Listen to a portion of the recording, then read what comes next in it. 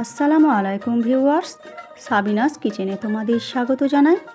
এর আগে তোমরা অনেকভাবে চিকেন স্টু বানিয়ে খেয়েছো, একবার এইভাবে চিকেন স্টু বানিয়ে দেখো। আশা করছি তোমাদের খুবই ভালো লাগবে এবং তোমাদের পরিবারের সকলেরও খুবই পছন্দ হবে। Let's go. Oh my god. Aha. Yes.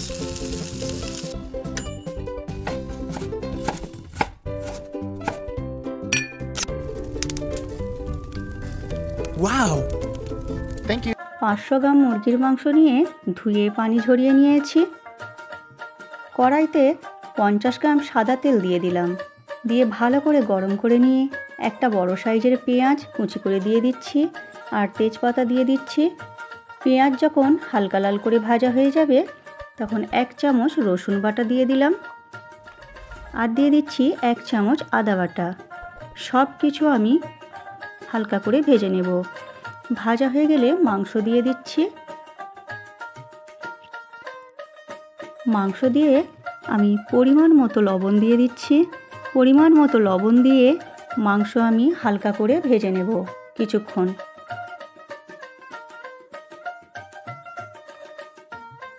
মাংস হালকা করে আমি ভেজে নিচ্ছি।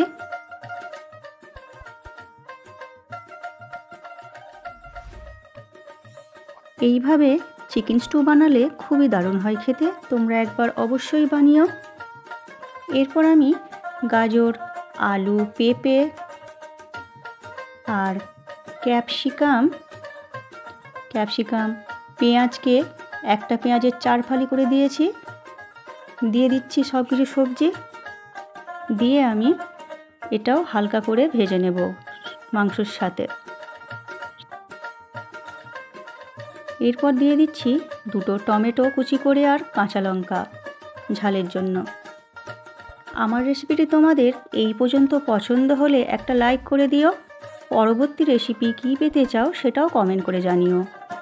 এরপর আমি সব কিছু প্রেসার কুকারে ট্রান্সফার করে নিচ্ছি। তোমরা চাইলে কড়াতেই রান্না করতে পারো। এরপর আমি পানি দিয়ে দিচ্ছি।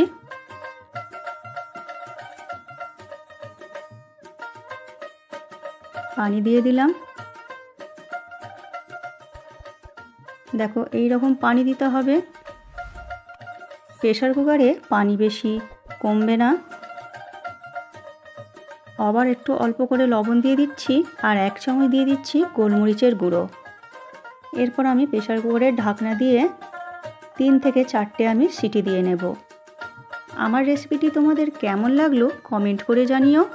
ভালো লাগলে বন্ধু বান্ধবের মাঝেও শেয়ার করে দিও। দেখো এইভাবে কত সুন্দর হয়েছে চিকেন স্টুটা। এরপর তোমরা গরম গরম পরিবেশন করো পাউরুটির সাথে বা সন্ধ্যার স্যুপ হিসেবেও ব্যবহার করতে পারো। আমার রেসিপিটি যদি তোমরা ফেসবুক থেকে দেখে থাকো তাহলে ফলো করে দিও এবং ইউটিউব থেকে দেখলে সাবস্ক্রাইব করে পাশে থেকো। আমার রেসিপিটি শেষ পর্যন্ত দেখার জন্য অনেক অনেক ধন্যবাদ রইল।